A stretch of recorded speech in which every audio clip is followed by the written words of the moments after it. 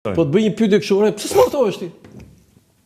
Po se është çështje formale ajo celebrimi, nuk ka lidhje. Pse s'martohesh? Ore jo, celebrimi po, martohesh? Jo, nuk kam për fat të mirë, jo vetëm unë, po edhe partnerja ime, edhe fejuara ime, edhe Ana nuk kemi qef kështu këto dasmat që ne i bën mami me kursimet e pensionit 500 milion lek, se nuk kemi 500 milion lek. Mos bëj dasëm, po jeton më vete. Nuk kemi, jo në vete. Jam aktualisht, po, ka rreth një vit e gjysmë që jetoni më vete? Që jetojmë bashkë, për herë të parë. Pa celebrim? Pa celebrim. Po pse pa celebrim? Po çfarë ke që ka, nuk ta kërkon. Ore në Shqipëri, po lagja të thot aty ore djalë marto, bëj fëmijë etj. Nuk ta kërkon ligji që të bashkëtosh me dikë që duhet jesh i celebruar. Se jam i bindur që më shumë gjyshja dhe gjyshrit e kanë këtë.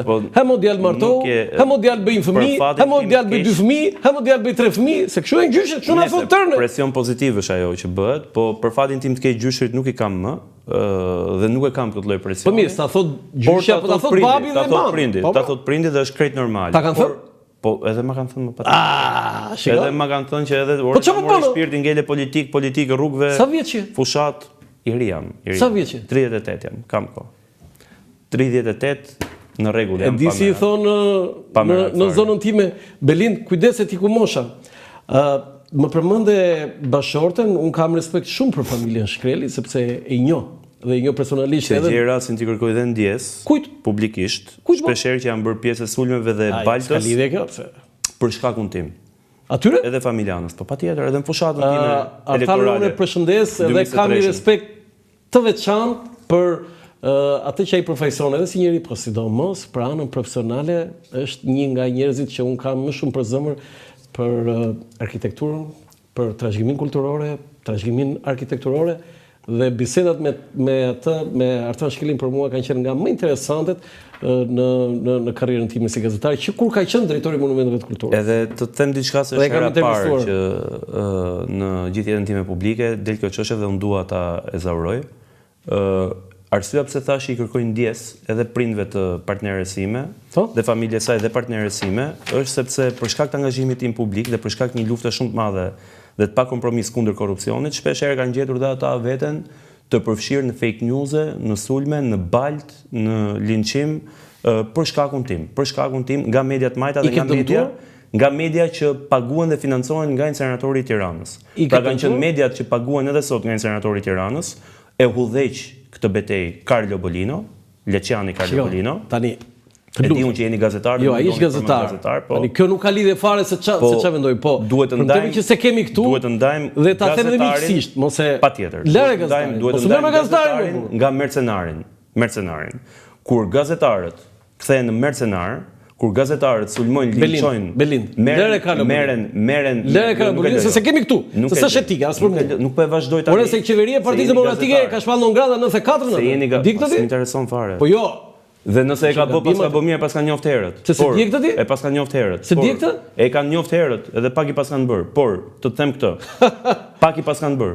Por të them këtë, në momentin jo, flasim për Ledin dhe Tani, nga misioni i tij, sigurisht, nëse ti hedh balt për ditë me median që ke, shpif, linçon, baltos, përbuz dhe godet në imazh një njeri, një politikan për shkak se nuk është pjesë për Tani dhe e korrupsionit tënd. Se unë kam miq të dy. Dhe këtu shkon edhe ke familja e partneres së një politikani, patjetër që do ta marrësh përgjigjen 10 fish mbrapsht.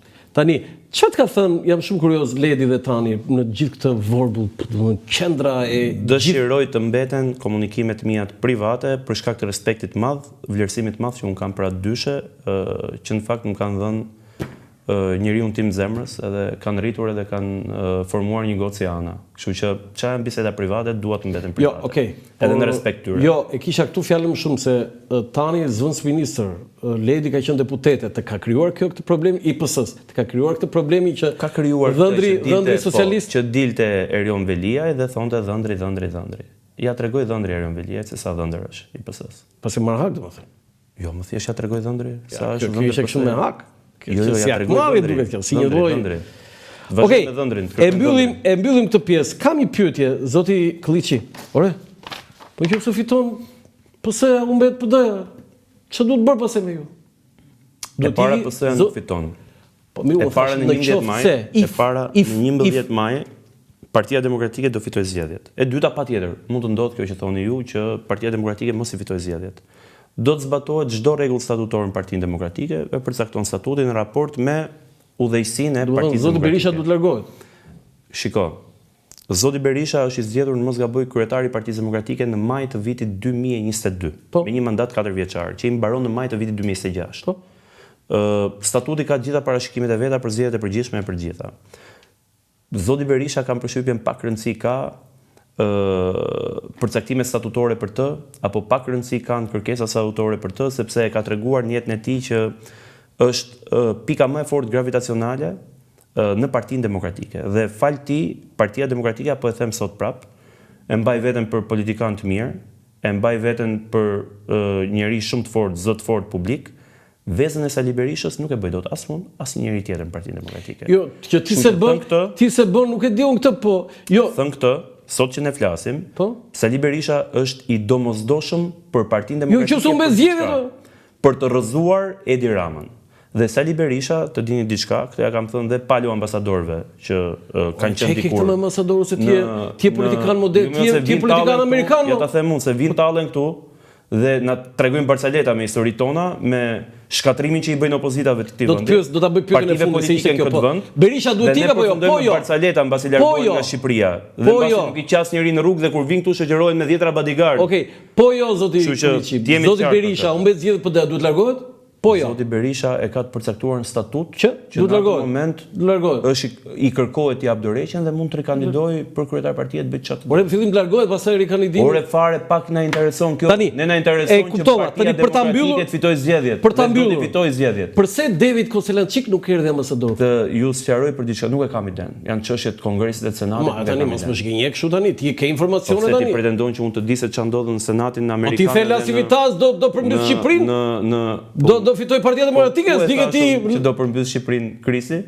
Krisi do përmbys Edi Ramën. Po përmbysja është kjo. Krisi po. Të pushtetit pra, pushtetit Shqipërinë. Tani ti kur the këtë të Lasivitas, atëherë nuk e di që David Koselançik është kthyer nga, do të thënë, Ilir Kullaj që kisha para disa ditësh dha një lajm. Jo, më fal, dha një lajm që presidenti Trump e ka kthyer përfundimisht kandidaturën, emërimin. Nuk e kam, të të gënjej. Po ti merresh me Lasivitas se nuk di këtë? Kjo është shumë e rëndësishme për Shqipërinë. Më shumë kam hallin e qytetarëve të Tiranës për momentin. Nuk ka fituar në një parti këtu pa mbështetjen e Amerikës, ë? Pa mbështetjen e Amerikës nuk ka fituar asnjë parti. E të rinjve të Tiranës dhe kam problemin e zgjedhjeve në 11 maj. Thën këtë zoti Qafoku, ma dëgjoni edhe këtë, se kam dhënë disa lajme sot. Shpirti i Edi Ramës e di se sapo vjen që të loboj në Amerikë për gjetë. Ti di të zgjedhësh ku të japësh lajmet Një rrugë për të mbritur në administratën e re amerikane. Më vjen keq për i ka gjithë rrugët e mbyllura. Na vjen keq për Edi Ramën. Pas kemi të dy, pas edhe Berisha dhe Rama. Jo, Berisha ka asnjë problem. Berisha është partner i besueshëm i Shteteve të Bashkuara të Amerikës.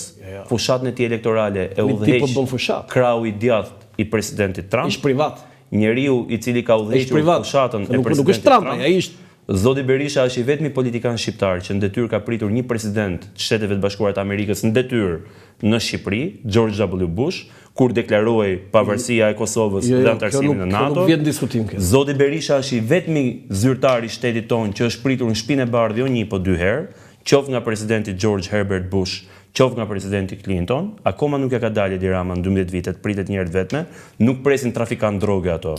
Dhe njerëz lidhur me krimin organizuar dhe me trafikun e drogës në zyrën ovale, këtë ta dini. Dhe zoti Berisha, sot që ne flasim, është një partner i besueshëm, siç ka qenë gjithmonë i Shtetet e Bashkuara të Amerikës. Do ishte do ngrata?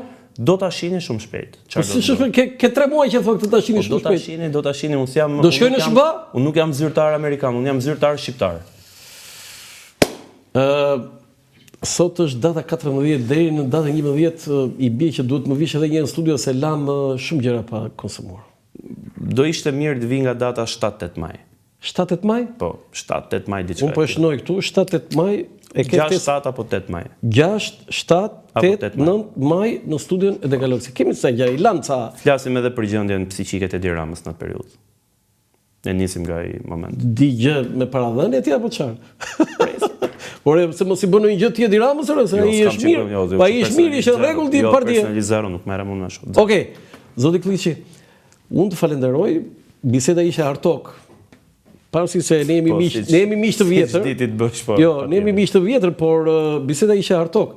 Se mos dita se ndonjëherë kur shkon në një studio edhe të kanë përkthjelur kështu, të kanë bërë pyetjet e dura, të kanë thënë po, ke shumë të drejtë. Për hir të vërtetës nuk hyket përkthjelurit, hyke ata më sulmuarit, kështu që jam mësuar me hard talk edhe shumë mirë që kemi hard talk. Unë të falenderoj gjithsesi dhe e përshëndes shumë familjen tënde, prindit e tu, bashkëshorten tënde dhe veçanërisht dy miqtë e mi, Tani dhe Ledin. Faleminderit. Të nderuar teleshikues, ky është emisioni i përsot nga Unë Laçafoku, mirupafshim.